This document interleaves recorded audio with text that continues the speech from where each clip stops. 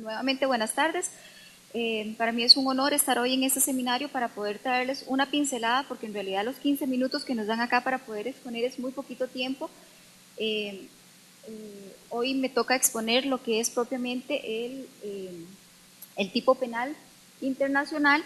Ya doña Teresa lo explicó un poquito cuando hizo su exposición, pero sin embargo es deber nuestra explicarles que la trata de personas, según el protocolo Palermo, que está en el artículo 3, dice que la trata se entenderá por la captación, el transporte, el traslado, la acogida o la recepción de personas, recurriendo a la amenaza, al uso de la fuerza u otras formas de coacción, al rapto, al fraude, al engaño, al abuso de poder o de una situación de vulnerabilidad o a la concepción o recepción de pagos o beneficios para obtener el consentimiento de una persona que tenga autoridad sobre otra. Como ven, es un término un poco amplio hasta donde vamos. Después sigue diciendo, con fines de explotación. Esa explotación incluirá como mínimo la explotación de la prostitución ajena u otras formas de explotación sexual, los trabajos o servicios forzados, la esclavitud o las prácticas análogas a la esclavitud, la servidumbre o la extracción de órganos.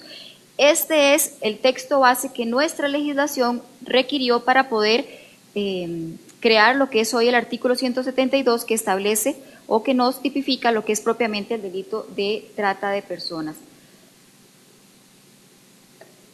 El artículo 3 también del protocolo de Palermo señala que el consentimiento dado por la víctima de la trata de personas o toda forma de explotación intencional descrita en el apartado que acabo de narrar del presente artículo no se tendrá en cuenta cuando se haya recurrido a cualquiera de los medios enunciados del dicho apartado. ¿Esto qué significa? Que si hay engaño, violencia, coacción, amenaza, el consentimiento de la víctima obviamente está viciado, ¿verdad? Entonces, aunque la víctima consienta trasladarse a determinado lugar para realizar un acto, al estar viciado, entonces no se va a tomar en cuenta. De igual manera, señala que la captación, el transporte, el traslado, la acogida o la recepción de un niño con fines de explotación se considerará automáticamente trata de personas, incluso cuando no se recurra a ninguno de los medios enunciados, a la violencia, a la coacción, a todos los que acabo de indicar, del presente artículo. Como ven, es sumamente amplio, pero esto es lo que le permitió a nuestro legislador poder crear justamente el artículo 172. No les voy a volver a repetir porque ya también doña Teresa lo indicó, que eran las acciones, los medios y los fines que pretende el protocolo de Palermo para poder tipificar el delito. Acá también es muy importante, y se ha hecho ver por los panelistas que también expusieron en la mañana, que muchas veces pensamos que el delito de trata solamente va encaminado a lo que es sexual, pero no, el delito de trata es tan amplio, y como decía doña Mayra Campos en la mañana, es de lesa humanidad, y a veces no lo tomamos de eso, incluso está en un apartado del código de los delitos sexuales y debería estar en otro lugar. Sin embargo, es un delito pluriofensivo que tiene múltiples derechos que proteger. En el caso concreto, la dignidad humana, que es la primordial, la libertad ambulatoria, la libertad sexual, la indemnidad sexual, la salud física y mental, la libertad de autodeterminación personal y la seguridad laboral. Como ustedes ven, no solamente se encamina a lo que es realizar actos de prostitución o lo que tenga que ver con la explotación sexual. Una persona de trata, y eso es lo que nosotros tenemos que cambiar, este paradigma, no necesariamente es aquella persona que la vamos a ver encadenada a una pared, que está amarrada, que no puede salir del recinto, que no puede comunicarse con su familia. ¿Por qué? Porque muchas de estas personas, si bien es cierto, vienen engañadas, muchas o otras vienen engañadas parcialmente con el ofrecimiento de una vida o de una calidad de vida mucho mejor. Al llegar a su destino se van a topar con cambios en las situaciones que les ofrecieron. Por ejemplo, a una persona le pueden ofrecer un trabajo como empleada doméstica, la traen de su país de origen, pongamos algunos de los países de las zonas fronterizas, y una vez que llega al país le quitan el pasaporte y le dicen, usted va a trabajar acá ejerciendo la prostitución. Es una persona que nunca ha ejercido la prostitución, no la tienen amarrada, pero sin embargo le hacen amenazas a su familia y le dicen que si usted no paga la deuda, que si usted no trabaja acá, ya ellos saben dónde vive, puesto que la contactaron para venir a trabajar como empleada doméstica. Entonces, al cambiarle estas situaciones, la persona se ve violentada de muchas formas, ¿verdad? Incluso no puede salir, no puede, si se puede comunicar con su familia, siempre va a haber alguien a la par que la está vigilando para verificar que no diga que está corriendo un peligro o que está retenida en contra de su voluntad. Entonces, como ven, no solamente es un derecho lo que se protege, sino son múltiples derechos. Nosotros decimos que a veces la víctima viene parcialmente engañada, porque le prometen una cosa y cuando llega acá le cambian las condiciones. Otras automáticamente saben que vienen a realizar actos de prostitución o ya sea algún otro de los fines que establece nuestro artículo. Sin embargo, aprovechándose de esta vulnerabilidad es que los tratantes captan a sus víctimas para luego realizar el fin. Entonces, es muy importante a la hora de valorar nuestro artículo 172 que valorar todos los verbos rectores, porque no siempre se cumplen todos los verbos. Pero acá el principal, a diferencia del protocolo de Palermo, es que nosotros tenemos que poder demostrar el desplazamiento, ya sea interno o externo, y no importa la distancia, porque nuestro artículo no tipifica o no explica cuánta distancia tiene que haber para que se dé este desplazamiento. Nuestro artículo 172 señala que será sancionado con pena de prisión de 6 a 10 años a quien promueva, facilite o favorezca la entrada o salida del país o el desplazamiento dentro del territorio nacional de personas de cualquier sexo para, aquí es donde vienen los fines, para realizar uno o varios actos de prostitución o someterlas a explotación, servidumbre sexual o laboral, esclavitud o prácticas análogas a la esclavitud, trabajos o servicios forzados, matrimonio servil, mendicidad, extracción ilícita de órganos o adopción irregular. Como ustedes observan, son varios los fines que tiene el delito de trata. Entonces, nosotros tenemos que también aprender a hacer una diferenciación por cuanto muchos de los operadores de justicia, cuando se les presenta un caso de trata de personas, les cuesta distinguirlo, por ejemplo, en los actos de prostitución o la explotación sexual con el proxenetismo. Acá ustedes tienen que tener muy claro que el proxenetismo no va a requerir el desplazamiento de la víctima, mientras que en el delito de trata se requiere probar ese desplazamiento por mínimo que sea. De ahí que a nosotros nos ha costado mucho, como Ministerio Público y con las policías que trabajamos, OIJ y con la Policía de Migración, poder demostrar esos desplazamientos, porque normalmente el cliente llega y pacta con la trabajadora sexual para mantener relaciones sexuales, y a estas personas las tienen en un recinto donde el administrador de ese local es el que se beneficia de esa explotación, o ya sea que le pagan al arrendado, al administrador del local comercial, o bien a terceras personas, o le pagan directamente a la ofendida, pero cuando en la intimidad de ese intercambio para que la persona tenga relaciones sexuales con el cliente, donde se les cobra a estas víctimas de trata o a estas trabajadoras sexuales el cobro por utilizar una habitación, ya ahí podemos ir viendo que se está convirtiendo en una trata. ¿Por qué? Porque se da una explotación. Y la ley de trata establece que la explotación es obtener un beneficio económico para sí o por un tercero, producto de la explotación de esa propia víctima. Entonces, hay que valorar cada caso en concreto, hay que leerse muy bien la ley, porque la ley es muy clara en especificar cuáles son los verbos rectores para poder tipificar el delito. Ahora bien, es también importante hablar de las agravantes, que si bien el protocolo de Palermo lo tiene como parte de su articulado, nosotros lo tenemos propiamente como un agravante.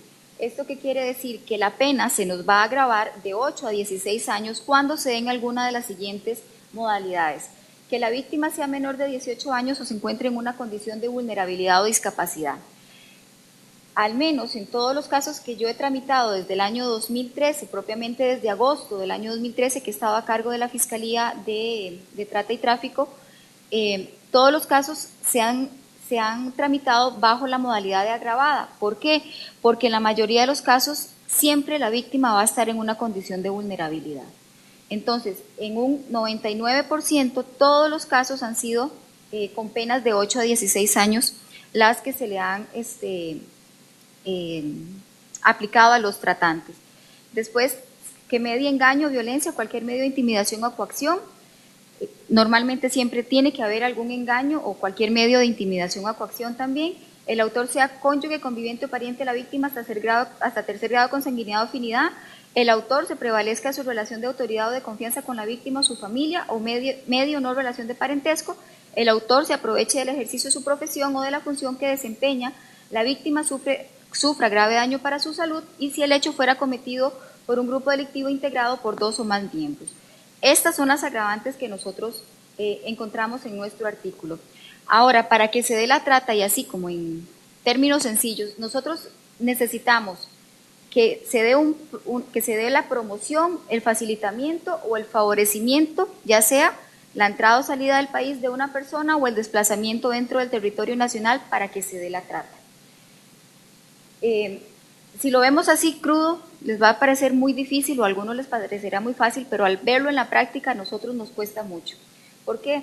Porque lo que decían también ahora doña Teresa y doña Doris Arias, nos cuesta mucho a veces empoderar a la víctima. Entonces, si nosotros encontramos una víctima en un local ejerciendo la prostitución, tratar de obtener esa declaración en un caso concreto que fue de una menor de edad, uno de los primeros casos en el año 2012-2011, nos llevó casi un año poder tomarle una denuncia a esta víctima, máxime por la barrera del idioma, y no todas las víctimas denuncian inmediatamente. Me he encontrado con casos que las personas quieren denunciar inmediatamente, que son rescatadas del local, o bien nos lleva tiempo poderla empoderar, poderle decir que vea, usted es víctima, usted sufrió esto, esto y esto, le damos la explicación, se les ayuda con todas las 22 instituciones que formamos la coalición para darle algún tipo de beneficio. Muchas de las personas son extranjeras.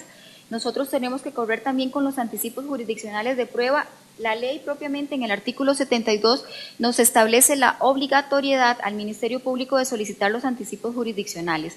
Pero ¿qué pasa? Pese a que es obligatorio para el Ministerio Público, para algunos jueces no es tan obligatorio y entonces ellos no aceptan la solicitud de anticipo. A veces las rechazan, tenemos que apelarlas, va al tribunal y eso es lo que nos hace ir perdiendo tiempo. Y cuando nosotros tenemos una víctima que quiere ser repatriada a su país, estamos corriendo con el tiempo, porque si nosotros lográramos hacer esos anticipos jurisdiccionales en el menor tiempo posible, la víctima puede retornar a su país en el caso que lo quiera, o también puede poner la denuncia concreta y poder darle toda la ayuda que requiere e incluso cerrar esos capítulos que a veces son muy dolorosos. Entonces, para los operadores de justicia, la ley nos establece esa obligatoriedad de pedir los anticipos, la confidencialidad que también está regulado en el artículo 28 que dice que todas las víctimas de trata tiene que ser confidencial, sus datos no pueden ser publicados, no se pueden hablar de ellos, no se pueden exponer a la víctima de ninguna manera. Y volviendo a los anticipos jurisdiccionales, el Ministerio Público tiene también la obligatoriedad de hacerlos mediante videoconferencia. ¿Por qué? Porque no queremos revictimizar a la víctima. Doña Teresa Rodríguez decía algo muy importante, la víctima cuando es rescatada, incluso a veces hasta 5 o 6 veces tiene que dar su declaración. Por eso es que se gestionan los anticipos en las cámaras de GESEL, hacer las denuncias por video para que queden grabadas de una vez, gestionar los anticipos para hacerlos en el menor tiempo posible para evitar toda esta revictimización que se les da a las víctimas. Por eso que nosotros lo hacemos por videoconferencia, incluso porque para la víctima es mejor hablar estando con una trabajadora social o una psicóloga de atención a la víctima o con las compañeras del CONAT que estar en una sala de juicio teniendo al imputado o a los imputados a la par para que ellas no se sientan con temor. Entonces, nosotros estamos utilizando estos medios para poder obtener los anticipos jurisdiccionales de prueba. También nuestra ley establece en el artículo 70 la no punibilidad para las víctimas que cometen algún delito durante el transcurso en que están siendo tratadas de alguna manera, que también los invito a ponerlo en práctica. Y como parte de los desafíos que tiene el Ministerio Público es que a partir del año pasado se implementaron nuevas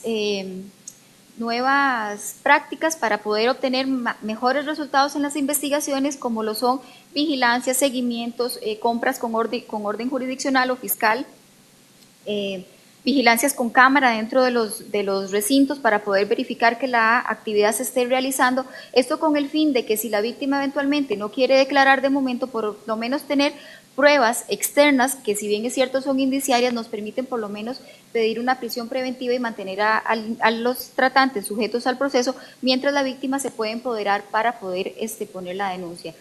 Retos tenemos muchos. Es una fiscalía que está muy nueva, comenzamos como les indiqué en agosto del 2013, estamos en pañales, pero ya hemos tenido varias condenas. Este año ha sido muy provechoso también. Hemos tenido múltiples casos de trata sexual, pero también hemos tenido trata laboral y de adopción irregular, entre otros. Y con la ayuda de todos ustedes y con esos seminarios que nos permiten poder darles una pincelada por lo menos de lo que se pretende y lo que se quiere poder resguardar o darles el conocimiento para que ustedes se lo lleven a sus casas y a sus trabajos y lo pongan en práctica. Si tienen alguna pregunta, al final con mucho gusto se las aclararé. Gracias.